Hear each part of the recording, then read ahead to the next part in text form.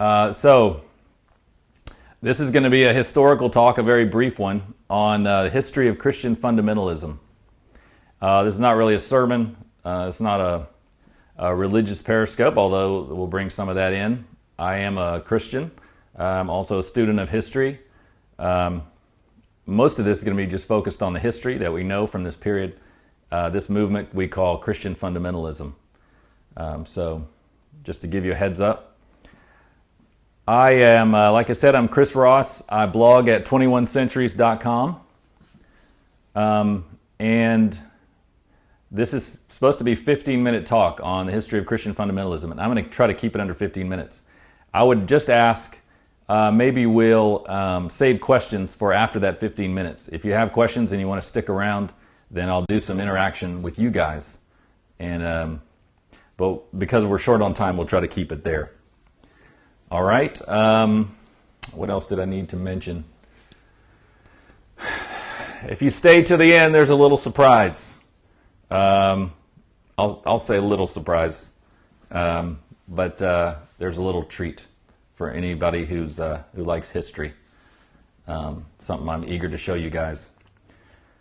All right, I think I'll get started. So, like I said, we're going to talk about fundamentalism, and in particular the Christian flavor. That word is used a lot now in the media, the secular media, and it's kind of a fuzzy term. It has different meanings to different people. We're going to focus on more of a technical, historical meaning of fundamentalism. First, I want to start with a little story, a little word picture. I want you to imagine three friends get on a roller coaster. Larry, Neil, and Frank. Larry, Neil, and Frank, they're at the amusement park. They get on this big roller coaster together. And they sit side by side in the very front car of the roller coaster. And as they start up that first incline, everything's okay. You know, they're all kind of enjoying themselves, chit-chatting. But as soon as they go over that first hill, down that huge drop, suddenly we perceive a difference in their personalities. All three of them respond to the ups and downs of that roller coaster very differently. So first we have Larry in the car. Larry loves the roller coaster. He loves the drop. He loves the exhilaration. And he just puts his hands up as high as he can. And he is just enjoying himself. He's wild and free. And with every dip and with every rise, he's just eating it up. In fact, he tries to stand up in the car at one point. And his two friends are afraid he's just going to fall out of the car. And who knows, he might by the end of the ride. But he doesn't care. He's just taking it all in. So that's Larry. Secondly, we'll go over to Frank, who's on the other side of the car. Frank is the opposite of Larry. When he hits that first drop on the roller coaster, he is terrified. And all he can think to do is, I've got to survive this ride. And so he grips that safety bar in the front. He grips it with all his might. He's white-knuckling that bar. And he closes his eyes. He doesn't want to see a thing. He wants to pretend he's not there. He just wants to survive. And so his face is contorted, and he's so afraid. So he just grips that bar the entire time. That's his posture in the car until it's over. And then, he's shaky and he gets off the ride. And then in the middle of those two guys, we have their other friend, Neil. And Neil is somewhere in the middle. At first, during that first drop, Neil is like Frank. He's scared, and he grips the bar as hard as he can. And he closes his eyes. But within a few seconds, Neil realizes, all right, I'm not going to die. I think I'm just going to keep a good grip on the safety bar, but I'm going to go ahead and open my eyes. I'm going to be aware of this ride, of my surroundings, and I might even enjoy some of the ups and downs, right? And Neil might even raise a hand during the ride, right? Getting a little crazy. He's not like Larry, but he's not like Frank either. So you got Larry, other extreme, Frank, and Neil. Now keep those guys in mind because I'm going to bring them up again. That is a word picture for something I want to talk about today. So we're talking about Christian fundamentalism. What is it? Let's start with a definition, a more technical definition. And it comes from a scholar named George Marsden, a very well-respected Christian historian. a historian of Christian history, I should say. And he uses 4 words to define fundamentalists. And that is militant, let's say militantly, okay, anti-modernist. So let me just unpack those 2 words really quick before we go any further. Fundamentalists are known for their militancy. And this doesn't indicate that they're violent or that they practice terrorism. It's more of a figurative meaning. They're willing to do battle for their religious convictions, whether it's in the private sphere or the public sphere, right? In church or in politics or whatever. They're serious. Anti-modernist, so they're against modern ideas and modern notions that threaten traditional Christian beliefs. George Marsden goes on to say they're militantly anti-modernist Protestant evangelicals. So let's talk about those 2 terms. So usually when we're talking about fundamentalism in a historical sense, we're talking about Protestants. But I need to say at this point that this dynamic that we're going to talk about in the next few minutes also was occurring within Catholicism. When modern ideas hit the scene, many Catholics pulled back in response, in reaction to more traditional beliefs. And then later on in the 1960s with the Second Vatican Council, they began to loosen up and accommodate to some of these modern ideas. Same thing that's happening in Protestantism, but usually we refer to fundamentalists, we're talking about Protestants. Evangelicals. So fundamentalism is a movement that's coming out of the evangelical movement, which is itself a part of Protestantism. And to understand fundamentalism, we need to understand evangelicalism. So I'm going to say a word really quickly about them. So evangelicalism is a movement among Protestants, and it arises during the 1700s and the 1800s, mainly because of the great revivals that occurred. What we call the First Great Awakening in the 1700s, and then the Second Great Awakening in the late 1700s, early 1800s. And the effect of these revivals was to bring together a lot of Christians from different denominations so that they began to not stress their denominational affiliation, not their church membership, but their unity as Christians. And their unity in promoting revival and seeking to save the lost and sharing the gospel. That's what animates evangelicals, starting with those revivals and down to today. Evangelicals are, even their name comes from Evangelion, the gospel. They're motivated by sharing the gospel and living out the gospel. So that's a movement among many denominations that started in the 17 and 1800s. And that ball was rolling very strongly in the 1800s, so that a lot of the United States, a good bit of Canada, and the British Isles were evangelical in their outlook, whatever their denomination. And in particular, there were 2 characteristics of evangelicals in the late 1800s and the early 1900s when fundamentalism comes on the scene. One of those was a desire to save and to save sinners. And kind of a bigger part of that, kind of swept up in that push, was a desire to see all of America redeemed and restored to this kind of an ideal situation that some people imagined America had began like, or was meant to be. So there was a desire to redeem America, to save America for Christ. And there was mainly a focus on spiritual conversion. At the same time, in the late 1800s, some new ideas within evangelicalism became popular. And mainly this had to do with the way one views the end times and prophecy. And theologians call it premillennialism and dispensationalism. And for our purposes, what it meant was a belief in the decline of society and the return of Christ, the belief that he was coming back soon. So it was a belief in decline and the return of Christ. Now, just to give full disclosure, this is a tradition out of which I come, and I'm still a part of. In another talk, we could talk a lot more about dispensationalism and all that entails. Formerly, a lot of Christians had been postmillennialists, which meant they believed that through revivals, through these awakenings, it was possible that the entire world could be won to Christ, and that Jesus would return to a triumphant church. But a premillennial view, and especially premillennial dispensational view, is more pessimistic as far as human life in the end times. There's a belief that society will decline, and then Christ will return and set up a 1,000-year reign, a millennium.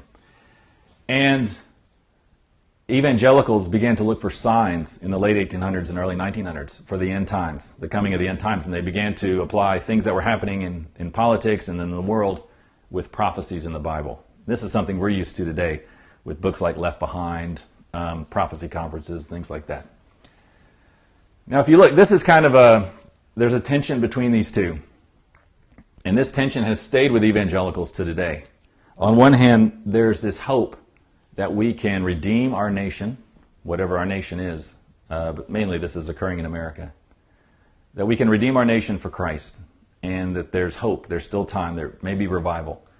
On the other hand, there's this belief that things are just getting worse, and Christ is going to return soon, and there's an impulse to just isolate ourselves and pull away from declining society, immoral society, and kind of make our own holy huddle and just preserve what we've got. There's always been this tension within evangelicalism, and it was coming to a head at the end of the 1800s, early 1900s. Well, in the 1800s, we have some modern ideas that hit the scene that make it more difficult for evangelicals, and I'm going to name three, the biggies. One was a set of ideas coming out of mainly Germany, German theologians. We call this higher criticism.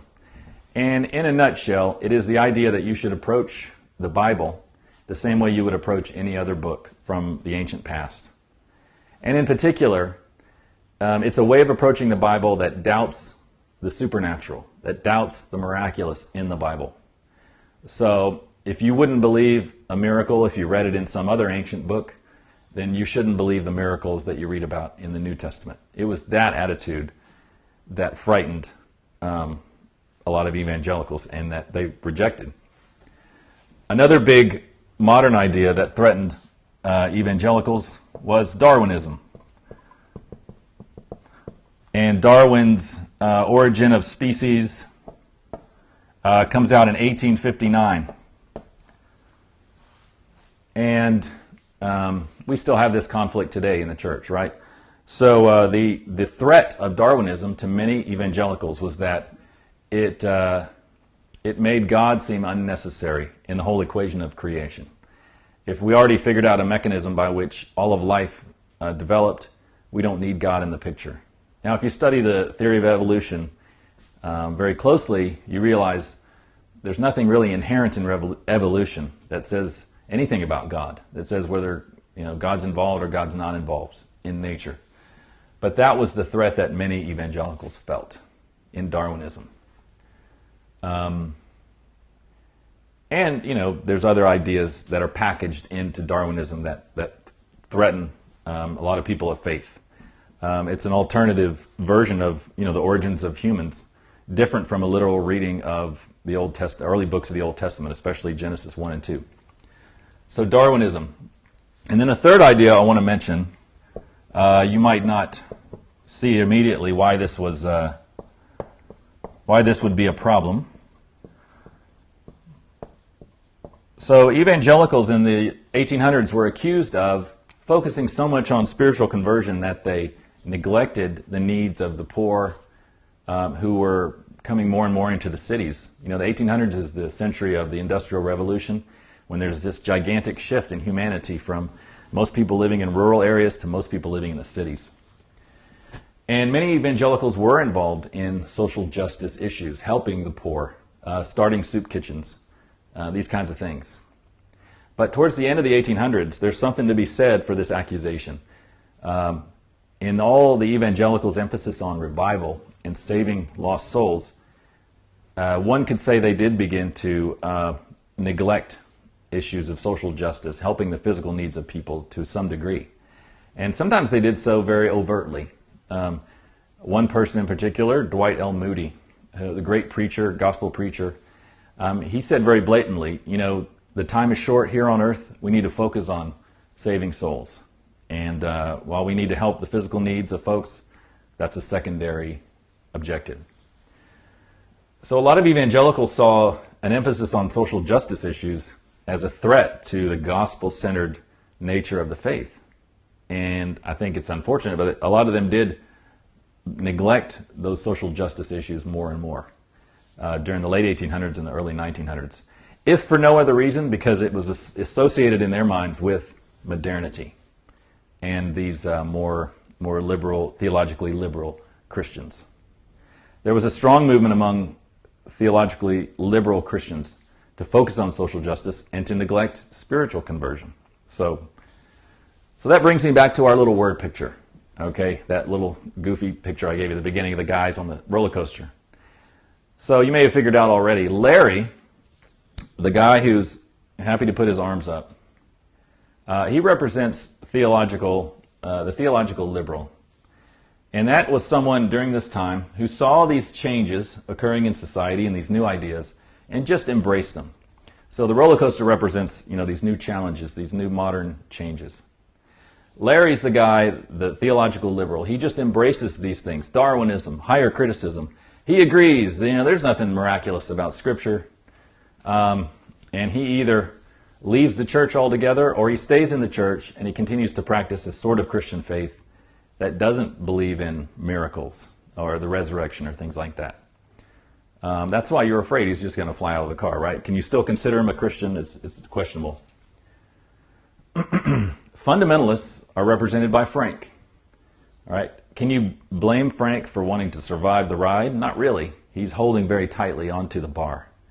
Fundamentalists, when they witnessed these changes in societies and these new notions, they held on more tightly to the old convictions that they had held.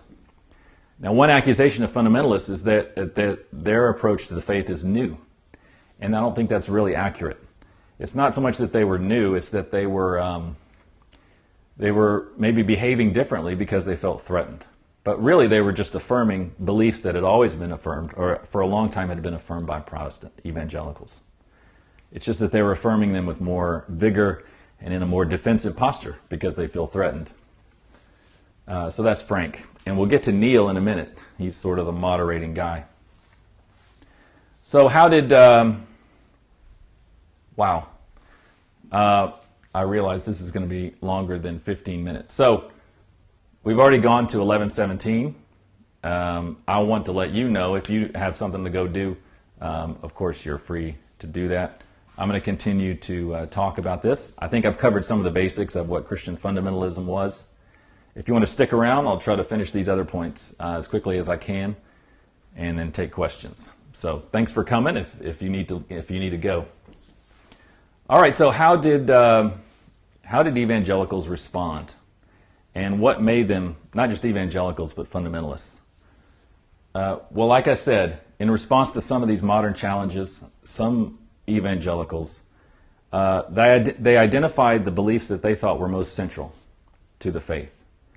And some different groups had different beliefs that they chose, but they agreed on a few things.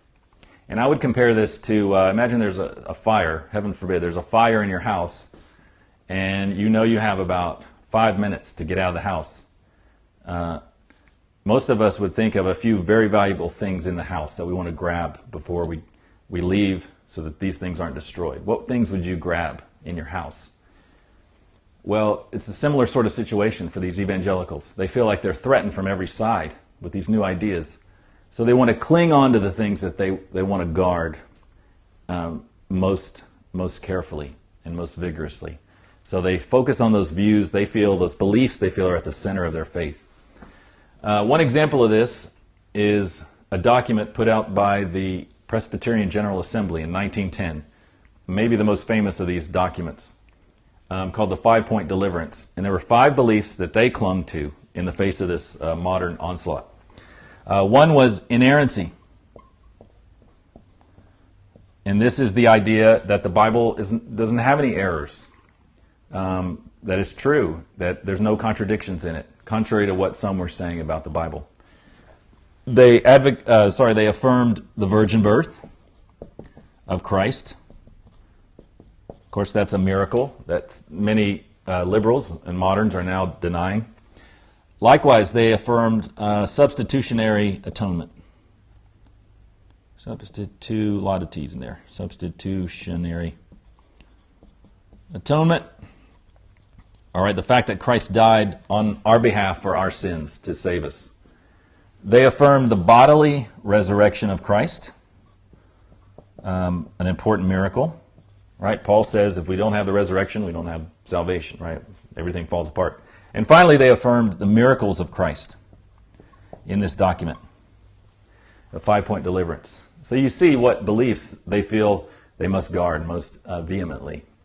And there were several documents like this. So people are taking their sides now in this environment, in this situation where they feel threatened.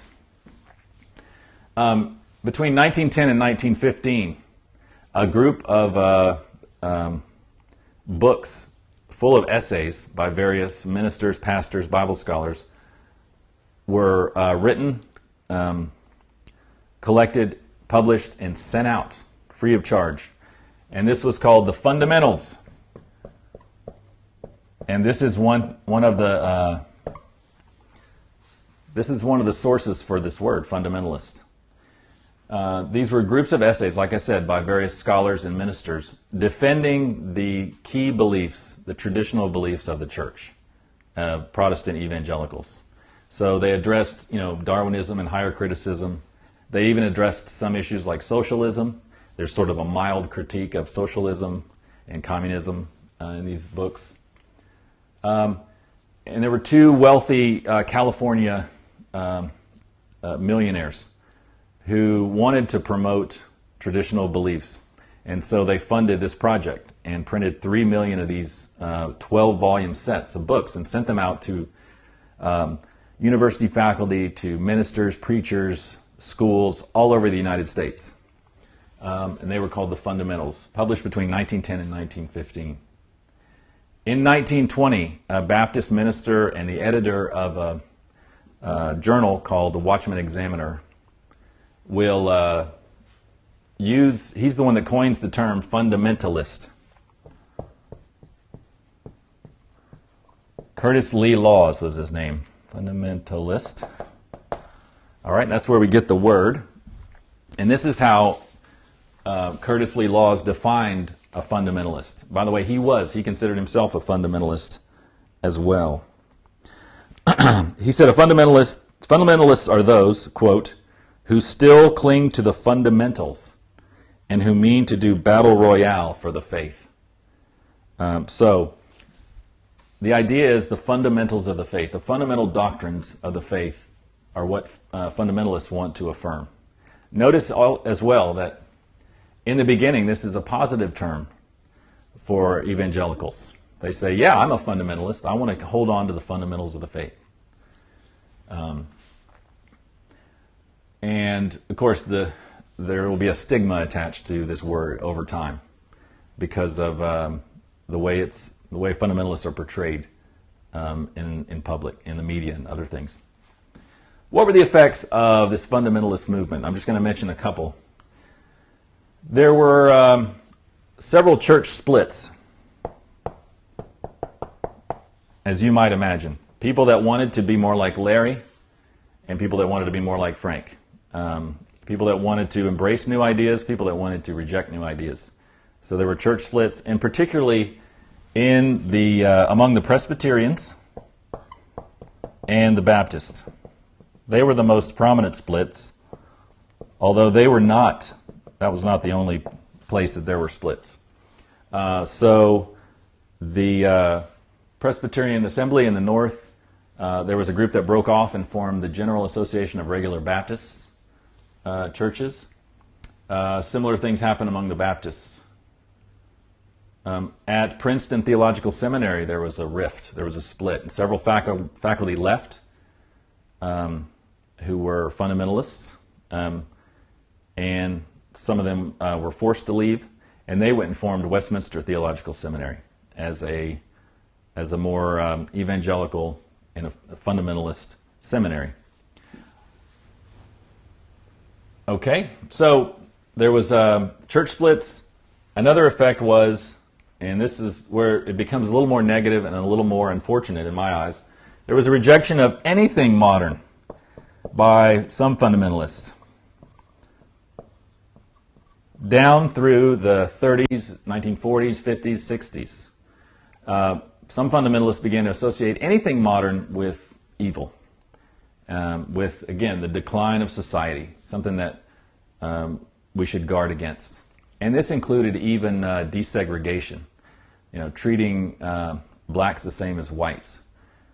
Some groups saw even that as a sign of societal decline, which I think is misguided, to say the least. There was also, to different extents in different places, there was an anti-intellectual. It's kind of ironic that I'm having trouble spelling intellectual. Okay, there was an come on, Ross, intellectualism. There was an anti-intellectual spirit among some fundamentalists, almost a proud one, in fact. There was pride in, we don't need lots of higher education, schooling. We have the Holy Spirit. Taking ideas from the New Testament that are true. We're taught by the Holy Spirit. God gifts us to be pastors and teachers. But then twisting them in a kind of, I think, a mistaken way. Almost to take pride in the fact that, we don't have learning, we don't use big words, etc., etc. And throughout the history of fundamentalism, there's been this sort of negative side of it among some, not all fundamentalists. One of the low points, and some see it as kind of the nail in the coffin for fundamentalism, was the John Scopes trial, the monkey trial in 1925. And this was kind of a staged trial between the ACLU, the newly formed ACLU, and William Jennings Bryan, a politician and a fundamentalist. Bryan brought a case against John Scopes, a school teacher who admitted to teaching evolution, and Clarence Darrow, a very famous lawyer at the time, defended Scopes. Ultimately, Scopes lost the trial, but in the eyes of the public, the way the trial was reported, fundamentalists lost the esteem of most of the public because they were made to look like bumpkins and buffoons throughout the trial because of their anti-intellectual, allegedly their anti-intellectual stance towards this issue and other issues. So even though they won that battle, they seemed to lose the war in many ways. But fundamentalism didn't go away. Evangelicalism didn't go away. And then something happened in the 30s and 40s, and this brings us to Neil, the guy in the middle of the roller coaster car who clings to his beliefs, but he seems to enjoy the ride to some extent as well. In the 1940s and 50s, we see the rise of another group that we call the New Evangelicals, or Neo-evangelicals. And basically these are scholars and ministers who feel uncomfortable with the way that fundamentalism is moving during this time, and particularly with its neglect of social issues, with its neglect of helping the physical needs of people in cities and elsewhere, and the anti-intellectual strain within fundamentalism they're not comfortable with. And so their chief scholar in the beginning was a guy named Carl F.H. Henry, and he wrote a book in 1947 called The Uneasy Conscience of the Modern Fundamentalist. And so he's speaking as a fundamentalist, and he's saying, look, I think we need change. I think we need to cling to our beliefs, like Neil in the car, right, clinging to the bar. But we also need to engage with the wider culture. We need to engage with these modern issues and see if there isn't something to learn from them or to accommodate. We need to look to the poor and help them not only spiritually but physically. We need to embrace learning. With reverence towards God, we need to learn. We need to use our minds. And so people like Henry, Harold Ockenga, Billy Graham was a big part of the Neo-evangelical movement, and others. They found new seminaries like Fuller Seminary, Gordon Conwell Seminary. They start new publications like Christianity Today, which seeks to engage with culture, to be true to these traditional beliefs, but to engage with culture. And so that's Neo-evangelicalism. And eventually Neo-evangelicals drop their Neo prefix and just are called evangelicals. And we still have some of that sense today. When you talk about an evangelical, often you're talking about someone who has strong beliefs, firm convictions, but who feels open to engaging, interacting with the wider culture. When you use the word fundamentalist, you're usually referring to someone who's more defensive. Their posture is more defensive toward the wider culture. They're more insular. Today, the funny thing is, this is, like I said, these are fuzzy terms, and sometimes it depends on your perspective. If you're someone like Frank, who is a fundamentalist, you don't want to be like Larry. You think he's gone off the deep end in his liberalism. But even Neil, to you, a neo-evangelical to you, looks like he's in danger. He's in danger of going off the deep end because he's interacting too much with modern ideas. Likewise, if you're in the place of Larry, say if you're a journalist who doesn't have a strong belief in God, if you're someone in the media reporting on evangelicals, to you, not only Frank, but even Neil looks like someone you would consider a fundamentalist because they're clinging to their beliefs. So to some extent, the names we use they're contingent, they're dependent on our own outlook on life. These aren't exact terms, but I think from what I've shared here, you get a general idea. All right, that's my little talk, which turned out to be a lot more than 15 minutes, but the surprise I want to share with you guys. Well, first let me show you. This is George Marsden's. This is, I don't know if it's going to show up. Let me see. So this is, if you want to learn more about fundamentalism, I'm not sure. Let me see if I can get the title. Anyway, this is Fundamentalism and American Culture by George Marsden. If you want to go deep into this issue, this is the foundational work to read. Another one I would recommend is Doug Sweeney's The American Evangelical Story. I didn't mention Britain and Canada very much. The main thing you want to know, you need to know, is that fundamentalism, certain people tried to start initiatives like the one in America to spread fundamentalism, to reject modern ideas in both Canada and Britain. The long and short of it is that they weren't very successful. For different reasons, sociological reasons, religious reasons, fundamentalism didn't take root in either Canada or Britain the way it did in America at the time. All right, the surprise though, and I've been really eager to show these off. This is the historical geek side of me.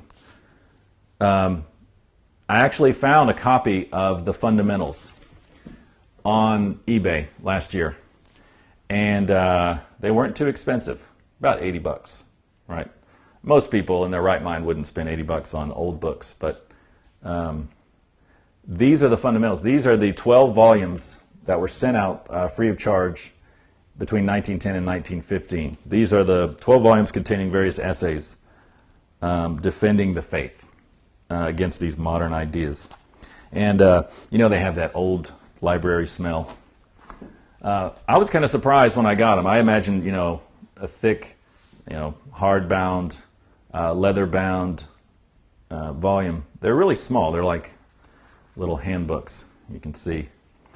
And in each one, there's a series of essays. Here we have the virgin birth of Christ, right? We start from the beginning. The virgin birth of Christ, the deity of Christ, the purposes of the incarnation, the history of the higher criticism, volume 1, right? We're starting right away. We're addressing some of these modern ideas that Christians felt so threatened by. So there you go, fundamentals. All right, I'm going to stop there. Thanks again for hanging around, you guys that hung around. And I'm going to answer a couple questions. I'm going to move my camera so that I can see the screen more readily. And if anyone has any questions, I'll try to address those. So hang with me. You might get